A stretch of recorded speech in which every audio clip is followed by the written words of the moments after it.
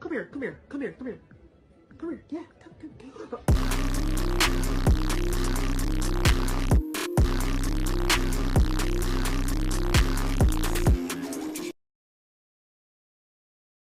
Afternoon, Terrell here. We just got a new car in. You just saw it being dropped off. I don't know what year Forester. I think like an 04 or an 05. Just no start issue. We're gonna go ahead and check it out and see what we can figure out. Hopefully get this started in one day. Look in the interior, we have an ECU down here, access port. Good, keys are there. A 5V ECU, bunch of stuff unhooked. So you got IAG aero separator. We got a cob intake. Looks like we got some STI blues in here. And I guess, like I said, the issue is no start. So we're gonna start probably by fuel pressure. See if we have fuel. See if we have spark. Kind of go through that. Let's see if it actually cranks real quick. Just kind of curious. My battery must be too dead. Okay. All right. Next thing I'm gonna try to see if we have fuel pressure. So I'm gonna attach my phone to the side of this body, and then I'm just gonna show you the recording of what I'm doing. Just see if we have fuel pressure or not real quick.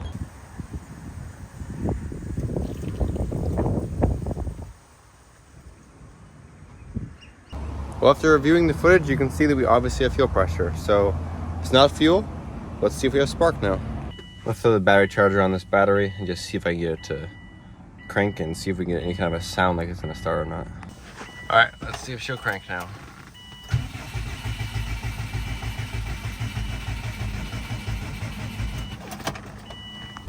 Yeah, so if she cranks, that means that seeing everything should be working correctly. Everything's obviously getting power to actually let it crank as far as starter and sensors, I believe. I'm gonna pull one of the spark plugs out, see if we're actually getting, I don't know if you can tell looking up close, but it is definitely pretty wet. Smells like fuel. I think we're not getting any spark. We're gonna go ahead and check it right now.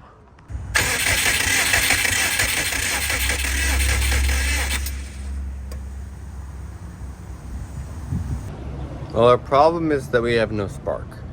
So I'm checking powers and grounds, but everything seems to be decently tight. The ECU has a wire that's kind of like stripped, but I'm not gonna worry about that. Right now I'm gonna do what I'm thinking next. So if we have no spark, it's usually controlled by that sensor right there, the crank sensor. So I'm gonna unplug it, take that bolt out, and I'm probably gonna move the alternator out of the way and see if we have any missing teeth. Because if we do, then that's our problem. Any missing teeth on our crank here, that is. Now, if a crank sensor is dirty, I could see it maybe not sparking, but I just pulled this one out and look how bad it is. This crank sensor on the bottom is, oh my goodness, that thing's filthy. I'm gonna clean that off, but I'm still gonna inspect, see all the teeth in there. We need to turn it over, make sure none of the teeth are broken off, because that will stop it from starting. All right, I just spun it over and I don't see any teeth that are missing, so that's kind of good news, kind of bad. So I'm gonna go ahead and clean this crank sensor off, plug the battery back in, let's see if we have any spark now.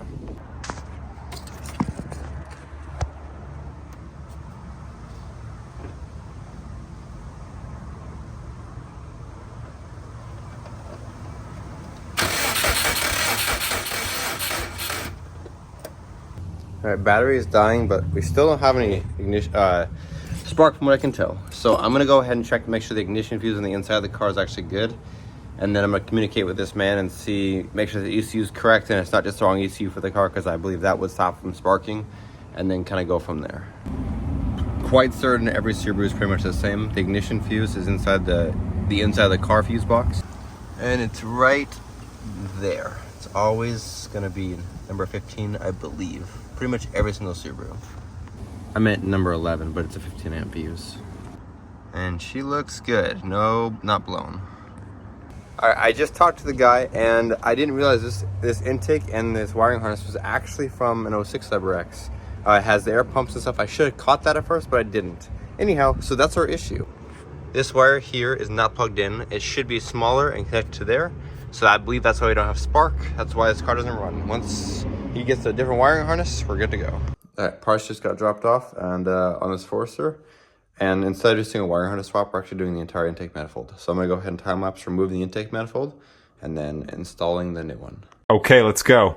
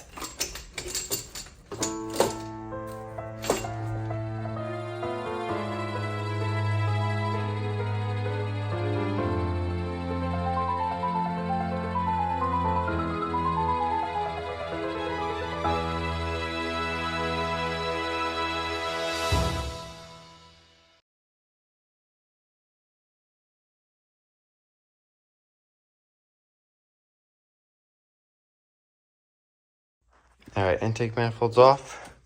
Much harder than I thought it was gonna be, only because of this AC line and the air pumps that aren't supposed to be on this engine. We'll go ahead and get these cleaned up. And then I think I have new intake gaskets I gotta install, and then grab the intake from the back of this car and install it. The owner of this car just messaged me and said that the PCB connector, which is right down there, we're getting a new one, and I guess it won't be here till like Tuesday. And I don't think it'll be smart to put the intake manifold on without that. So that won't be going on yet. I'm gonna clean the ports for the heads. And then if you look down here, there's no downpipe. But if you look back here, we have a downpipe that I'm gonna be installing in a few minutes. Alrighty, this XT is taking a little bit of a turn now. We have another intake manifold getting dropped off from an STI. He wants the top of it, the red, on top of this current intake manifold that we just got in. And then turbo inlet. So I'm swapping over turbo inlet currently, the TGVs, and I'm gonna try to install this this intake in the actual car. There's the old intake. Here's the one I just took apart. There's the current turbo inlet that we're gonna be using, and then the TGVs that I gotta clean off and install on this motor. Well, boys and girls, when the customer wants it, I usually do it. So he requested an STI turbo be installed in this car, so I just took off the TDO4 and gonna replace the white pipe while I'm in here as well. So the turbo I just removed, that was right there, and then this white pipe right here for this drain. The new one is right here. We're gonna go ahead and install this right there, and then install the new turbo once it gets here, install the intake manifold across here. All right, got the white pipe back on. She's sitting right there. Turbo is a new VF48 from a newer STI. We have our beautiful red intake manifold I'm gonna install. So the only dilemma that I can see so far is that because this intake manifold has side feed injectors and the fuel pressure regulator is below the manifold, it sits kind of on the back, I'll show you.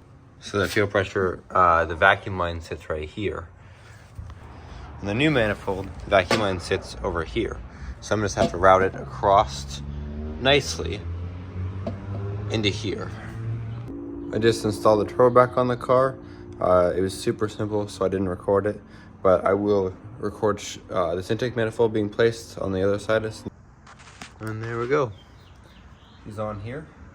This fuel line gonna run down low like this. It's gonna bolt to here and bolt to the actual rail here. Show you from this angle, this line is gonna come down, and you can see this line here.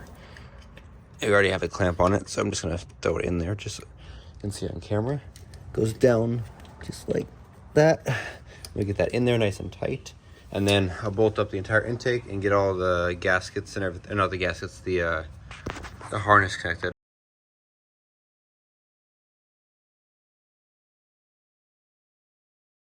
Alrighty, intake manifold is fully installed to the TGVs. Now I'm gonna go ahead and put this on the car. I will record all this and make sure everything is sitting correctly. Alright, last video about the turbo, it was just on, and now the coolant and the oil lines are all tight except for the very top one. And now I'm gonna work on getting this intake manifold on.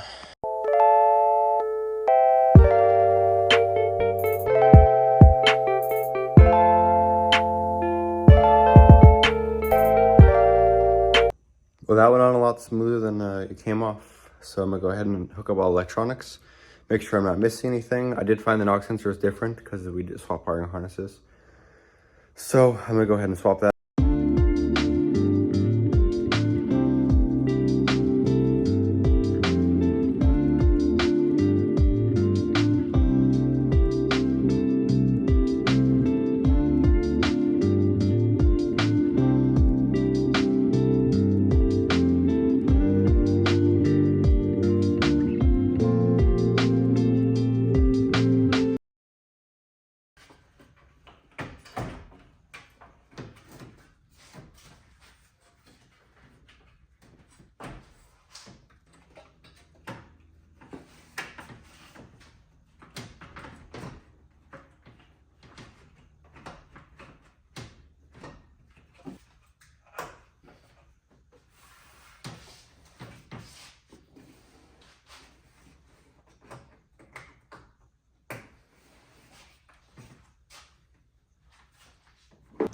phone died last night, but I got quite a ways on this car. The aero separator lines, I still have to figure out the correct routing. I have a couple, like this one, that I just need to figure out exactly where they go. I'm gonna go on the actual diagram online. I need to bolt this coolant reservoir up. The 2 radiator lines I still need to get on. Got a couple coolant lines for the throttle body, one here, one there. I've got the PCV line from the aero separator that goes down here. And then I have to bolt the rest of the exhaust the way up. And then she's about ready to start. Well, the coolant lines are not lining up. I think I just figured out that this is a Forester XT with a like 06 WRX coolant crossover pipe. So it's gonna be a little more difficult than I thought. But I am working on it still. I just put the battery in. There's no coolant in it, but I want to see if this cranks over and potentially sparks and starts, just to kind of know.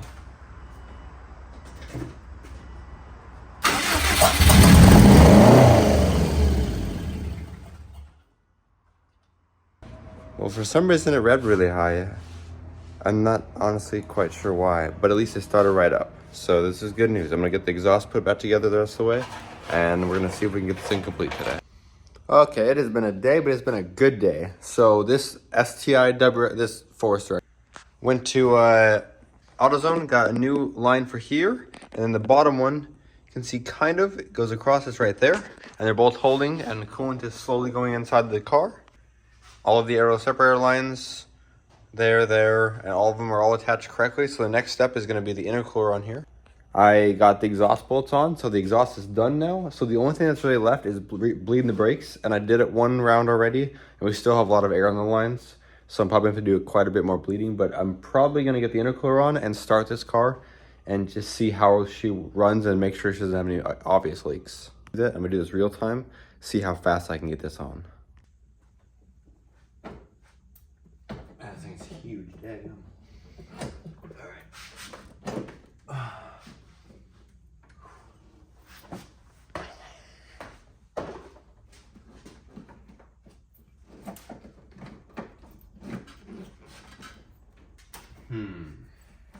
Different angle here.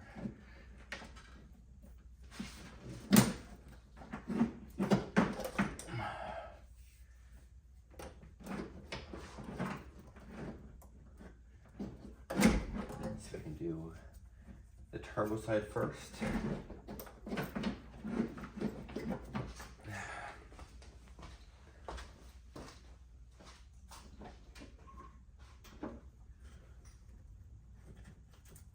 Actually seems like it's almost on already.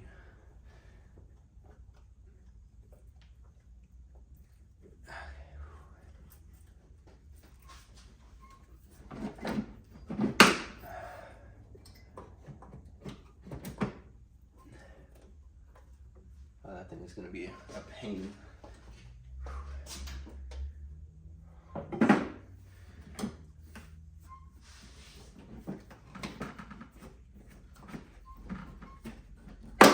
Come on, baby. There we go.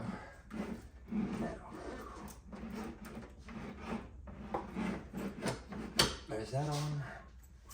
Yep, that's almost on the back. This is just about on the back as well.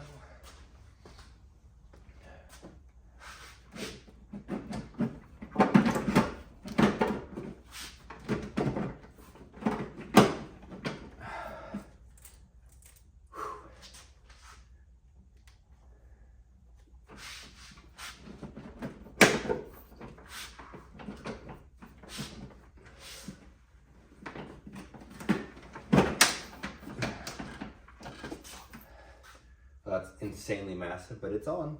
It's on there.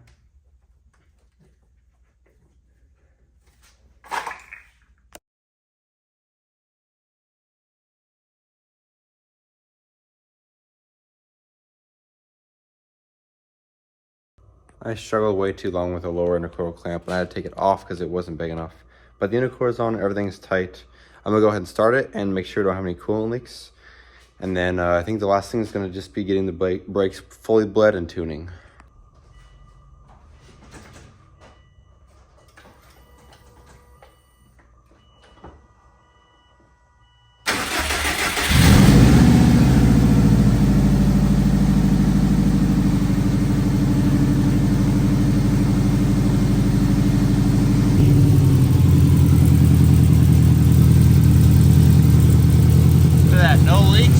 cover, just exhaust leak. Kind of. Well, she's running. Let her bleed, get some heat going through these vents, and then just gonna worry about.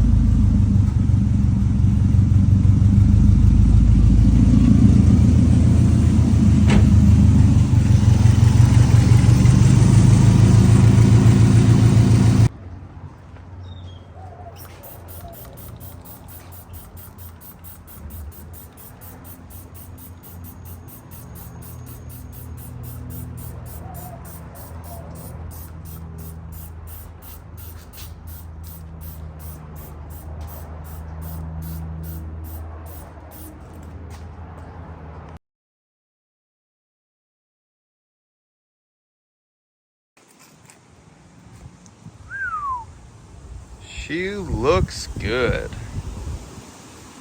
Whenever I go to tune a new car, I'm always worried about getting into the ECU because sometimes they're locked by access ports or by other tuners. But this one let me right in. I'm gonna go ahead and look through the boost maps and the AFR maps and everything and check this car out.